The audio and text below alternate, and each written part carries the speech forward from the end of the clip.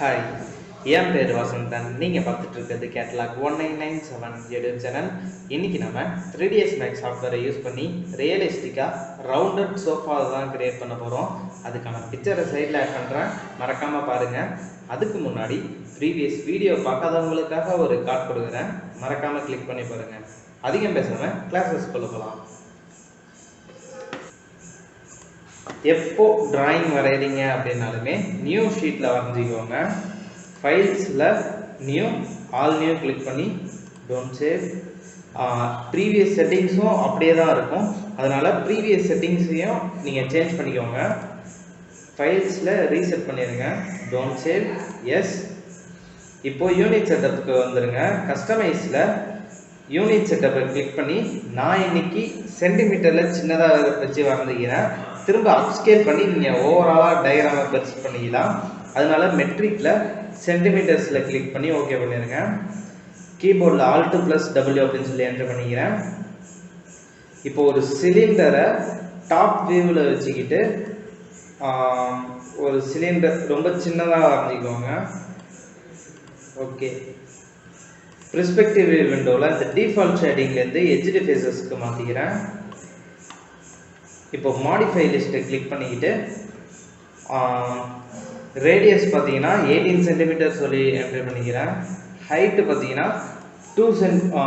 14 centimetre கொடுத்துக்கிறேன் ஹைட்டோட segment வந்து பார்த்தீங்கன்னா 2 செக்மெண்ட்டாக வச்சுக்கிறேன். கேப் செக்மெண்ட் அப்படின்னு பார்த்தீங்கன்னா 4 செக்மெண்ட்டாக வச்சுக்கோங்க. சைட்ஸ் பார்த்தீங்கன்னா 30 சைட்ஸாக வச்சுக்கோங்க. ஓகே, இப்போது பெர்ஸ்பெக்டிவ் பாக்ஸை கிளிக் பண்ணிக்கிட்டு பெர்ஸ்பெக்டிவ் பாக்ஸ் கிளிக் பண்ணி கீபோர்டில் Alt+W அப்படின்னு சொல்லி என்ட்ரி பண்ணிக்கிறேன். என்ட்ரி பண்ணதுக்கு அப்புறமேட்டுக்கு மவுஸில் ரைட் கிளிக் பண்ணி கன்வெர்டட் டு எடிட்டபிள் பாலி அப்படின்னு சொல்லி என்ட்ரி பண்ணிக்கோங்க. வெர்டெக்ஸ் பாயிண்ட்டை கிளிக் பண்ணிக்கிட்டு ஒரு வெர்டெக்ஸ் பாயிண்ட் சென்டர்லேயும் அனதர் வெர்டெக்ஸ் பாயிண்ட் வந்து பார்த்தீங்கன்னா டாப்லேயும் பாட்டம்லேயும் நான் கிளிக் பண்ணுற மாதிரியே கிளிக் பண்ணிக்கோங்க. ஓவராலாக சர்க்கிளில் ஃபுல்லாக கிளிக் பண்ணிக்கோங்க.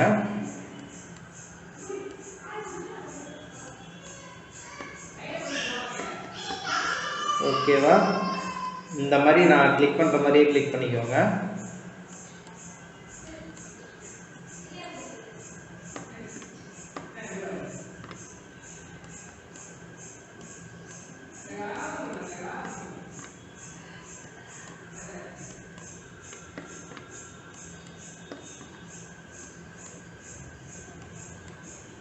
ஓகே, ஏதாச்சும் ராங் கிளிக் அப்படி பண்ணிட்டீங்க அப்படின்னா கீபோர்டில் ஆல்ட்டை ப்ரெஸ் பண்ணிக்கிட்டே என்ட்ரி பண்ணிங்கன்னா ராங் கிளிக் எல்லாமே உங்களுக்கு இது ஆகிடும்.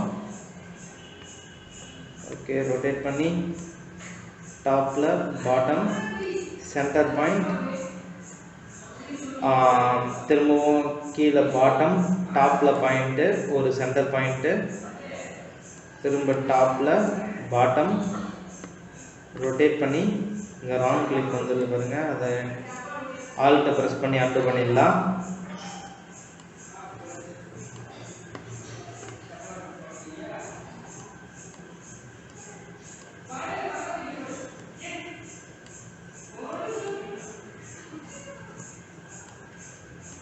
ஆல்ட்டை ப்ரெஸ் பண்ணி அன்டு பண்ணிடுங்க.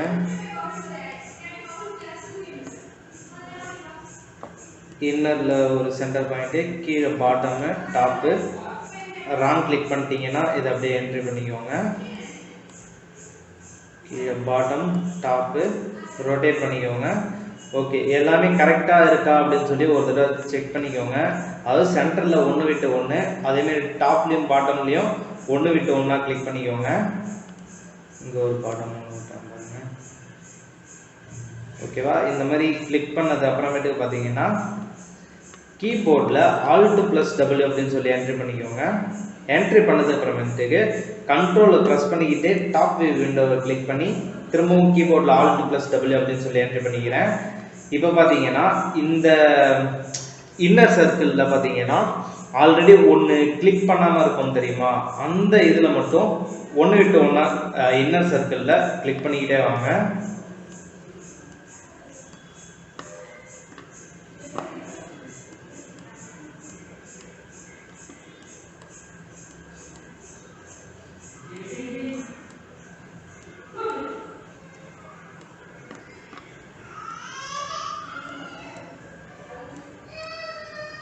ஓகே, ஒன்று விட்டு ஒன்றா கிளிக் பண்ணியாச்சு. அதே மாதிரியே திரும்பவும் இன்னர் சர்க்கிளில் வந்து ஒன்று விட்டு ஒன்றா கிளிக் பண்ணிக்கோங்க.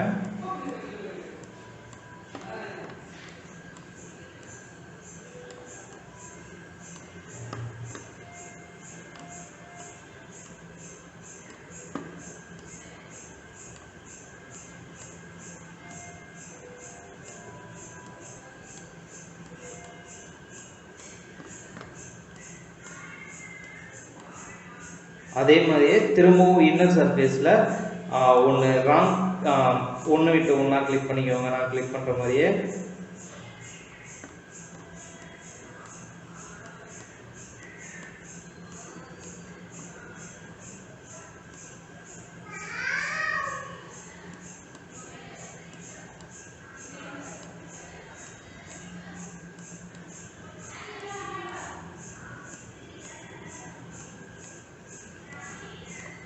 ஓகே, கிளிக் பண்ணது அப்புறமேட்டு பார்த்தீங்கன்னா கனெக்ட் அப்படின்னு சொல்லி கொடுத்துக்கோங்க.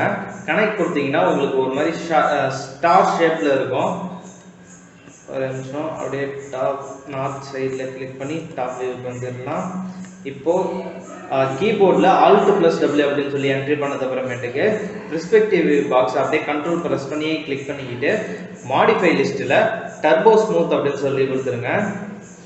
ஒரு நிமிஷம், மாடிஃபை லிஸ்ட்டை கிளிக் பண்ணி கீழே ஸ்க்ரால் பண்ணி வந்தீங்கன்னா டர்போ ஸ்மூத்னு இருக்கும். டர்போ ஸ்மூத்தில் கொடுத்தது அப்புறமேட்டுக்கு உங்களுக்கு ஸ்மூத் எட்ஜஸாக ஒன்று ஒன்று உடஞ்சிடுது. இப்போது திரும்பவும் எடிட்டபிள் பாலி கிளிக் பண்ணிக்கிட்டு இந்த show end result on off toggle அப்படின்னு இருக்கா, இதை ஆன் பண்ணிக்கோங்க. ஆன் பண்ணது அப்புறமேட்டுக்கு எக்ஸ்ட்ரூடில் செட்டிங்ஸை கிளிக் பண்ணிக்கிட்டு பாட்டம் பார்த்தீங்கன்னா இதில் வித்தோட சைஸ் 0 அப்படின்னு சொல்லி என்ட்ரி பண்ணிக்கோங்க. இதில் ஹைட்டோட சைஸ் பார்த்தீங்கன்னா -10 அப்படின்னு சொல்லி என்ட்ரி பண்ணிக்கிறேன். ஓகே, இப்போ பார்த்தீங்கன்னா உங்களுக்கு வந்து அந்த புஷன் வந்து ஹோல்ஸ் வந்து கரெக்டாக கிரியேட் ஆயிடுச்சு. ஆனால் உங்களுக்கு அந்த சோஃபாவில் இருக்க அந்த தையல் ஸ்டிச் பண்ணது அப்புறமேட்டுக்கு பெண்டோட டிசைன் இருக்குது தெரியுமா, அந்த டிசைன் வந்து நமக்கு கிடைக்கல. அதுக்காக என்ன பண்ண போகிறோம் அப்படின்னு பார்த்தீங்கன்னா திரும்பவும் வெர்டெக்ஸ்லேருந்து அப்படியே எட்ஜஸ்க்கு கிளிக் பண்ணிக்கோங்க. கிளிக் பண்ணது அப்புறமேட்டுக்கு திரும்பவும் எக்ஸ்ட்ரூடர் செட்டிங்ஸை கிளிக் பண்ணது அப்புறமேட்டுக்கு இங்கே ஹைட் வித்தோட சைஸ் 3 சென்டிமீட்டர்னு இருக்கா, இதை 7 சென்டிமீட்டராக மாற்றிக்கிறேன். 7 சென்டிமீட்டராக மாற்றினது அப்புறமேட்டுக்கு இங்கே எக்ஸ்ட்ரூடில் ஹைட்டோட சைஸ் அப்படின்னு பார்த்தீங்கன்னா -1.5 அப்படின்னு சொல்லி என்ட்ரி பண்ணிக்கிறேன். டிக் கொடுத்துருங்க. இப்போ பார்த்தீங்கன்னா உங்களுக்கு சோஃபாவில் இருக்க அந்த ஸ்டிச்சர் பண்ண பெண்டோட டிசைன் கரெக்டாக வந்துடுச்சு. திரும்பவும் இப்போது ஸ்மூத்துக்கு மாற்றிக்கிட்டு இட்ரேஷன் அப்படின்னு இருக்கா, இட்ரேஷனில் 2 அப்படின்னு கொடுத்துருங்க. ஐசோலைன் டிஸ்பிளே அப்படின்னு சொல்லி கொடுத்துருங்க. ஏன்னா நமக்கு ரொம்ப ஸ்டிச்சஸ் இருந்துச்சுன்னா வரைகிறதுக்கு கொஞ்சம் இரிட்டேட்டிங்காக இருக்கும் அப்படின்றதுனால ஐசோலேட் டிஸ்பிளே அப்படின்னு சொல்லி கிளிக் பண்ணிட்டீங்கன்னா உங்களுக்கு ஆல்ரெடி அந்த இட்ரேஷனோட பெண்டோட டிசைன்ஸ் எல்லாமே முக்கால்வாசி கட் ஆகிடும். ஓகே, இதுக்கு ஒரு கலர் கொடுத்துக்கலாம். மாடிஃபை லிஸ்ட்டில் கலரில் கிளிக் பண்ணி உங்களுக்கு கஸ்டம் கலர் வேணுனாலும் கொடுத்துக்கோங்க. நான் நார்மலாக இருக்க மாதிரியே ஒரு ப்ளூ கலரை என்ட்ரி பண்ணிக்கிறேன். என்ட்ரி பண்ணது அப்புறமேட்டு பார்த்தீங்கன்னா கீபோர்டில் என்ட்ரி பண்ணது அப்புறமேட்டுக்கு திரும்ப கிரியேட்டில் ஸ்பியர் அப்படின்னு இருக்கா, ஸ்பியரை கிளிக் பண்ணி ஆட்டோ கிரிட் அப்படின்னு இருக்கா, அதை கிளிக் பண்ணிக்கோங்க. கிளிக் பண்ணி ஏதாச்சும் ஒரு அந்த பெண்டான ஹோல்ஸில் கிளிக் பண்ணிக்கிட்டு ஒரு சர்க்கிள் ஒரு ஸ்பியர் வந்து வரைஞ்சிக்கோங்க. ஒருவேளை நீங்கள் ஸ்பியரோட சைஸ் வேணும்னா இதே கொடுத்துக்கலாம். அப்படி இல்லை அப்படின்ற பட்சத்தில் அப்ஸ்கேலிங் இருக்கா, ஸ்கேல் கொடுத்துட்டு உங்களுக்கு ஏற்ற மாதிரி ஸ்பியரை வந்து அட்ஜஸ்ட்மெண்ட் பண்ணிக்கலாம். இது எல்லாமே உங்களோட விருப்பம் தான். கீபோர்டில் Alt+W அப்படின்னு சொல்லி என்ட்ரி பண்ணது அப்புறமேட்டுக்கு டாப் வியூ விண்டோவை கிளிக் பண்ணி ஜூம் பண்ணி எடுத்துக்கோங்க. ஜூம் பண்ணது அப்புறமேட்டுக்கு எக்ஸ் ஆக்சிஸில் நான் இதை கொஞ்சம் அப்படியே ஸ்ட்ரிங் பண்ணி வச்சுக்கிறேன். வச்சதுக்கு அப்புறமேட்டுக்கு ரொட்டேட் கொடுத்து இதை அப்படியே டர்ன் பண்ணி வச்சுக்கோங்க. அப்புறம் செலக்ட் அண்ட் மூவ்ல கிளிக் பண்ணி எக்ஸ் டைரக்ஷனில் அப்படியே கொஞ்சம் வெளியே கொண்டு வந்து வச்சுக்கோங்க. அப்படியே மாற்றி கிளிக் ஆயிடுச்சா? ஓகே, அதுக்கு முன்னாடி எப்போவும் டிராயிங் ஷீட் வரைகிறீங்க அப்படின்னாலுமே ஒரு நிமிஷம் இதை கிளிக் பண்ணி கீபோர்டில் Alt+W அப்படின்னு என்ட்ரி பண்ணிக்கிறேன். இப்போ இது சிலிண்டர் இருக்குது தெரியுமா, இதை ஃபஸ்ட்டு சென்டருக்காக கொண்டு வந்துடுங்க. செலக்ட் அண்ட் மூவில் மவுஸில் ரைட் கிளிக் பண்ணி எக்ஸ் ஒய் இசட் எல்லாமே 0 0 அப்படின்னு சொல்லி என்ட்ரி பண்ணிக்கோங்க. என்ட்ரி பண்ணது அப்புறமேட்டுக்கு பெர்ஸ்பெக்டிவ் கிளிக் பண்ணிவிட்டு Alt+W. இப்போ கிரியேட்டில் ஸ்பியரை கிளிக் பண்ணி ஆட்டோ கிரியேட்டு கொடுத்துட்டு இன்னரில் ஜூம் பண்ணி ஒரு ஸ்பியர் வந்து வரைஞ்சிக்கோங்க. Escape Alt+W. சரி, நமக்கு இந்த அளவுக்கு தேவை கிடையாது, இதை ஸ்கேல் பண்ணி கொஞ்சமாக சுருக்கிக்கிறேன். ஓகே, இப்போ எக்ஸ் டைரக்ஷனில் பார்த்தீங்கன்னா அப்படியே கொஞ்சம் சப்பையாக இருக்கிற மாதிரி வச்சுக்கிறேன். இப்போ ரொட்டேட் கிளிக் பண்ணிக்கிட்டு இதை அப்படியே ரொட்டேட் பண்ணிக்கோங்க. செலக்ட் அண்ட் மூவ் கிளிக் பண்ணி ஓவரால் டைரக்ஷன் அப்படியே மூவ் பண்ணி கொஞ்சம் வெளியே கொண்டு வந்து வச்சுக்கோங்க. இது பார்த்தீங்கன்னா உங்களுக்கு தேவையான மாதிரி கரெக்டாக அந்த டைரக்ஷன் பொசிஷனில் இருக்கிற மாதிரி வச்சுக்கோங்க. இதுக்கு நான் ஒரு கலர் கொடுத்துட்றேன். மாடிஃபை லிஸ்ட்டை கிளிக் பண்ணிக்கிட்டு கலர் ஆப்ஜெக்ட் கலரில் உங்களுக்கு பிடிச்ச மாதிரி கொடுத்துக்கோங்க. நான் ஒரு இந்த மாதிரி ஒரு டார்க் கலரில் ஒன்று கொடுத்துக்கிறேன். ஓகேவா? ஜூம் அவுட் பண்ணி உங்களுக்கு கரெக்டாக இருக்கா அப்படின்னு சொல்லி பார்த்துக்கோங்க, செக் பண்ணிக்கோங்க. ஓகே, இப்போ என்ன பண்ண போகிறோம்னா டாப் வியூ விண்டோவை கிளிக் பண்ணிக்கிட்டு கீபோர்டில் Alt+W என்ட்ரி பண்ணிக்கிறேன். இப்போ இந்த ஆப்ஜெக்டை கிளிக் பண்ணிக்கிட்டு அரே பண்ணிடலாம். டூல்ஸை கிளிக் பண்ணிக்கிட்டு கீழே ஸ்க்ரால் பண்ணி வந்தீங்கன்னா அரேன்னு இருக்கும். அரேவை கிளிக் பண்ணி ஓகே, இந்த ஸ்க்ரீனை சைடில் வச்சுக்கிறேன். உங்களுக்கு பார்க்குறதுக்கு கரெக்டாக விஷுவல் தெரியணும் அப்படின்றதுக்காக மூவ் ரொட்டேட். இப்போ என்ன பண்ண போகிறேன் அப்படின்னு பார்த்தீங்கன்னா இந்த கவுண்ட் அப்படின்னு இருக்கா, இதை 30 அப்படின்னு சொல்லி என்ட்ரி பண்ணிக்கோங்க. ப்ரிவியூ ஆன் பண்ணிக்கோங்க. இசட் டைரக்ஷனில் 360 டிகிரியில் அரே கொடுங்க. ஓகே, உங்களுக்கு வரல அப்போன்னா இது வந்து 0 ஆகிக்கணும். ஒய் டைரக்ஷனில் 360 டிகிரின்னு கொடுங்க.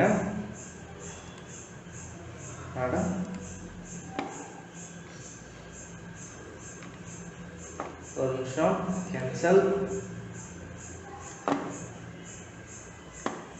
ஓகே, இது வந்து பார்த்தீங்கன்னா இப்போ இதுக்கு வந்து சென்டர் பாயிண்ட் வந்து கொடுக்கணும். அதுக்கு என்ன பண்ண போகிறோம் அப்படின்னு பார்த்தீங்கன்னா இந்த விண்டோவை கிளிக் பண்ணிக்கிட்டு அஃபெக்ட் பிவோலட் ஒன்லி அப்படின்னு இருக்கா, இதை கிளிக் பண்ணிக்கிட்டு மூவ் பண்ணி இந்த சோஃபாவோட சென்டர் பாயிண்ட் இருக்கும் தெரியுமா, 0 0 பாயிண்ட், அதை வந்து ஃபஸ்ட்டு அரேஞ்ச்மெண்ட் வந்து பண்ணிக்கோங்க. ஜூம் பண்ணி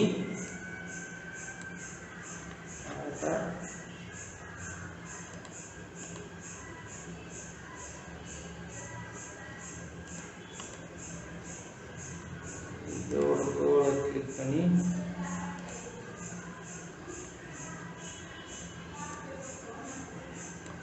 ஓகே சென்டருக்காக வச்சாச்சு. வச்சது அப்புறமேட்டு என்ன பண்ண போகிறோம் அப்படின்னு பார்த்தீங்கன்னா இந்த பிவோலட் அஃபெக்ட் பிவோலட் ஒன்லி அப்படின்னு இருக்கா, இதை அன்டூ பண்ணிவிட்டு இப்போது டூல்ஸை கிளிக் பண்ணி அரேவை கிளிக் பண்ணிக்கோங்க. கிளிக் பண்ணி இந்த விண்டோவை கிளிக் பண்ணி சைடில் வச்சுக்கிறேன். இப்போ என்ன பண்ணோம்னா மூவ் ரொட்டேட் இசட் டைரக்ஷனில் ப்ரிவியூ ஆன் பண்ணிக்கோங்க. ஆன் பண்ணிக்கிட்டு கவுண்ட் 10லேருந்து 13 சொல்லி என்ட்ரி பண்ணிக்கோங்க. என்ட்ரி பண்ணிக்கிட்டு டிகிரிஸில் இசட் டைரக்ஷனில் பார்த்தீங்கன்னா 360 டிகிரி அப்படின்னு சொல்லி என்ட்ரி பண்ணிக்கிறேன். இப்போ பார்த்தீங்கன்னா உங்களுக்கு அந்த ரொட்டேஷனில் இருக்கக்கூடிய ஆப்ஜெக்ட் அப்படியே கரெக்டாக வந்துடுச்சு.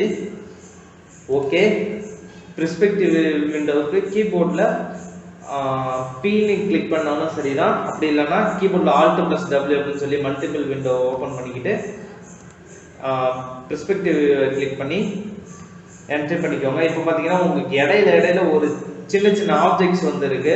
இந்த ஆப்ஜெக்ட்ஸை ஜூம் இன் இல்லைன்னா ஜூம் அவுட் பண்ணிட்டு ஒன்று ஒன்றா டெலீட் பண்ணிக்கோங்க. சென்டராக இருக்க ஆப்ஜெக்டை மட்டும்,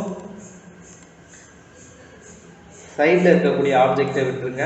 சென்டராக இருக்கக்கூடிய இந்த ஆப்ஜெக்ட்ஸை மட்டும் கிளிக் பண்ணி டெலீட் பண்ணிடுங்க.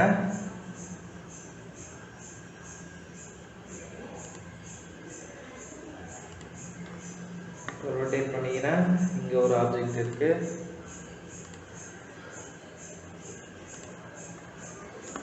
ரொட்டேட் பண்ணிக்கிறேன். இங்க ஒரு ஆப்ஜெக்ட், இங்க ஒரு ஆப்ஜெக்ட், ரொட்டேட், இங்க ஒரு ஆப்ஜெக்ட், இங்க ஒரு ஆப்ஜெக்ட்.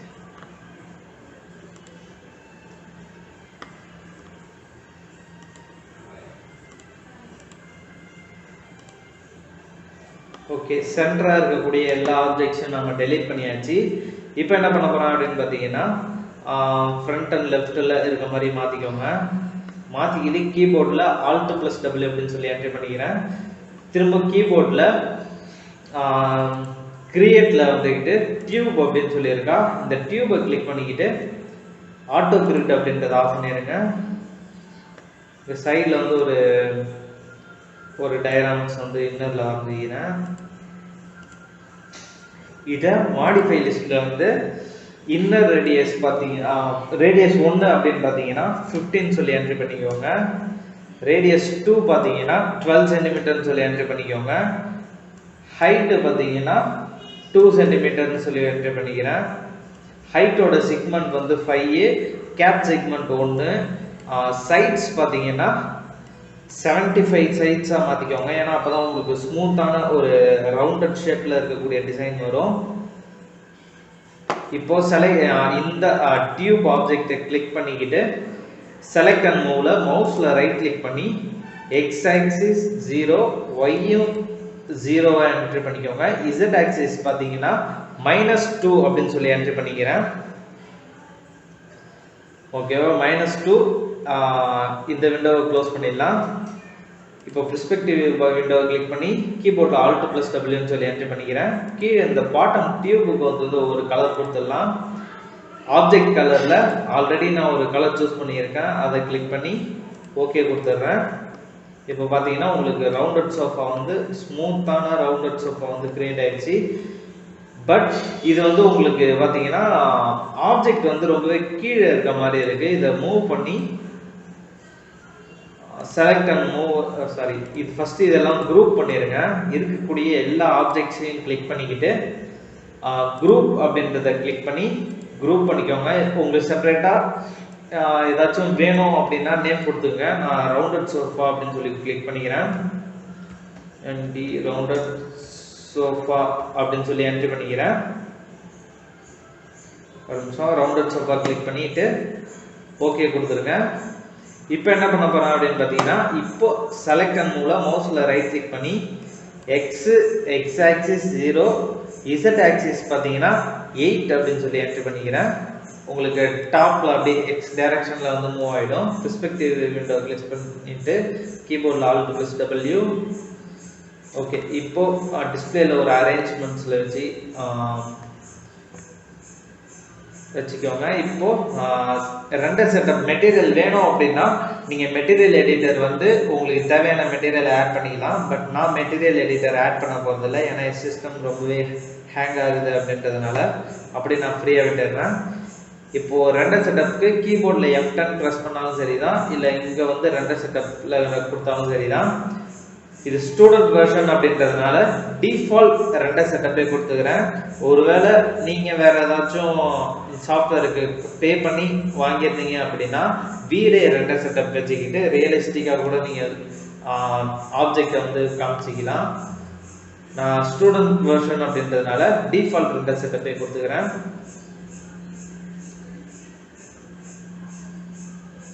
ஒரு நிமிஷம், இந்த விண்டோவை க்ளோஸ் பண்ணிடலாம். இப்போ பார்த்தீங்கன்னா உங்களுக்கு நமக்கு தேவையான ஒரு பியூட்டிஃபுல்லான ரவுண்டட் சோஃபா டிசைனை வந்து நம்ம கிரியேட் பண்ணியாச்சு. இந்த வீடியோ உங்களுக்கு பிடிச்சிருக்கும் அப்படின்னு நினைக்கிறேன். புரியல அப்படின்னா கீழே கமெண்ட் செக்ஷனில் சொல்லுங்கள். மறக்காமல் ஃப்ரெண்ட்ஸ் அண்ட் ஃபேமிலிஸ்க்கு ஷேர் பண்ணுங்கள். இது ஏன் சொல்கிறேன் அப்படின்னா, அந்த பெண்ட் ஸ்டிச்சட் டிசைன்ஸுக்கு எப்படி பண்ணணும் அப்படின்றது தான் இந்த கிளாஸஸோட மெயின் இதுவே. மறக்காம கேட்லாக் 1997 அப்படின்ற உங்களோட யூடியூப் சேனலை சப்ஸ்கிரைப் பண்ணிக்கோங்க. திரும்ப ஒரு வீடியோவில் உங்களை சந்திக்கிறேன். Bye bye.